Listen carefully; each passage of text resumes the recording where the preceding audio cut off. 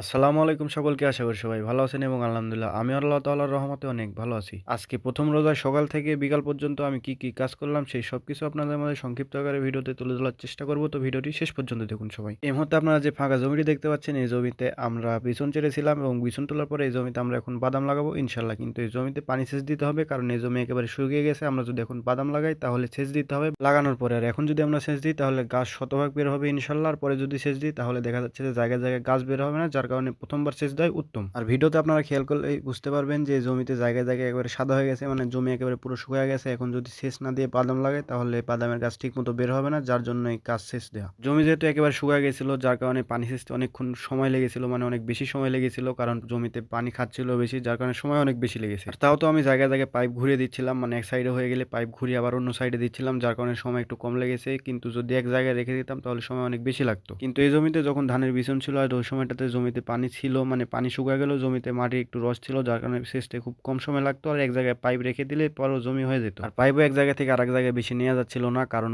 আমরা মোটর থেকে পানি নিচ্ছিলাম। পাইপ যদি বেশি চাপ পড়ে যায় তাহলে মোটরের ওই মুখ থেকে পাইপ খুলে যাবে, যার কারণে পাইপ খুব বেশি এক জায়গা থেকে অন্য জায়গায় নেওয়া যাচ্ছিল না। আর তারপর সেখান থেকে বাড়িতে আসার পর, যেহেতু জমিটি বাড়ির পাশেই, যার কারণে সেই জায়গা থেকে বাড়িতে আসতে খুব বেশি সময় লেগেনি। আর বাড়িতে আসার পর যে গরুগুলো ছিল, মানে বাড়িতে গরু ছিল, ওই গরুগুলোকে গোসল করিয়ে দিই, মানে সবগুলো গরুকে গোসল করিয়ে দিই। আর আপনারা একটা জিনিস খেয়াল করে বুঝতে পারবেন যে আমি কিন্তু এখন আর আমার এই খামারের ভিডিও খুব একটা বেশি দিচ্ছি না, কারণ কৃষিকাজের ভিডিও এখন বেশি দেওয়া হচ্ছে, যার কারণে খামারের ভিডিও খুব একটা দেওয়া হচ্ছে না। তবে ইনশাল্লাহ খুব তাড়াতাড়ি আমার খামারের ভিডিও রেগুলার দেওয়ার চেষ্টা করব। তো সেগুলো দেখার জন্য হলেও পেজটিতে অবশ্যই ফলো দিয়ে রাখুন। আর এটাই হচ্ছে আমাদের খামারের পাশে পালা, যেটার একটি ভিডিও আমি আপনাদেরকে দেখিয়েছিলাম। আর এই পালার মাথা একদিকে বেঁকে গেছে, কারণ পানি টানি হওয়া নাই, যার কারণে পালা এইভাবে আছে, বাতাসে পালাটা এক সাইডে বেঁকে গেছে। যদি পানি হতো তাহলে সমানভাবে থাকতো, পালাটা ডেবে যেত, যার কারণে মাথা একদিকে হেলে যেত না। যাই হোক, আমি গরুগুলোকে গোসল করানোর পর এই পালা থেকে পয়েল খুলে রেখে দিয়েছিলাম। যদিও ঘাস কাটতে যাওয়ার কথা ছিল, কিন্তু আজান দিয়ে দিছিল, মানে আজানের সময় হয়ে এসেছিল, যার কারণে আমি আর ঘাস কাটতে যাইনি। এখন এই যে আপনারা দেখতে পাচ্ছেন এই পয়েল এই জায়গায় খুলে রেখে দিয়েছিলাম। আর এই জায়গায় খুব অল্প খুলেছিলাম, মানে যতটুকু প্রয়োজন ছিল তার থেকে একটু অল্প খুলেছিলাম, কারণ আমি চিন্তা ভাবনা করে রেখেছিলাম যে আসরের পর আমি ঘাস কাটতে যাব। কিন্তু আমি আসরের নামাজ পড়ে আসার পর শরীর কেমন জানি লাগছিল, মানে ওই সময়টাতে ভালো লাগছিল না। আর আজকে যেহেতু প্রথম রোজা, যার কারণে শরীর একটু বেশি খারাপ লাগতেছিল। অন্যান্য দিনের পরে ইনশাল্লাহ সমস্যা হবে না, তাই ঘাস কাটতে আর আজকে আর যাওয়া হয়নি। ইনশাল্লাহ কালকে সকালে যাবো, কারণ আজকে আমার সকালে উঠতে একটু দেরি হয়ে গেছিল, যার কারণে কাজগুলো একটু পিছিয়ে গেছিল। আর এই জায়গায় আসরের নামাজ পড়ে এসে আমি গরুগুলোকে পানি খাওয়াই নিচ্ছিলাম। আর আমরা দুইটি গরুকে এক এক করে পানি খাওয়াই নি, মানে প্রথমে দুইটি গরুকে পরে দুইটি গরুকে খাওয়াই নি। আর এই কাজগুলোর পাশাপাশি অনেক ছোট কিছু কাজ করেছিলাম, যেগুলো ভিডিও করা হয়নি, যার কারণে আপনাদেরকে দেখাতে পারলাম না। যাই হোক, আজকের ভিডিওটি এ পর্যন্তই। আপনারা সবাই দোয়া করবেন আমাদের জন্য, সবাই চেষ্টা করবেন 30টা রোজা রাখার এবং নিয়মিত নামাজ আদায় করার। আপনাদের সাথে দেখা হচ্ছে পরবর্তী নতুন কোনো ভিডিওতে। সে পর্যন্ত সবাই ভালো থাকুন, সুস্থ থাকুন।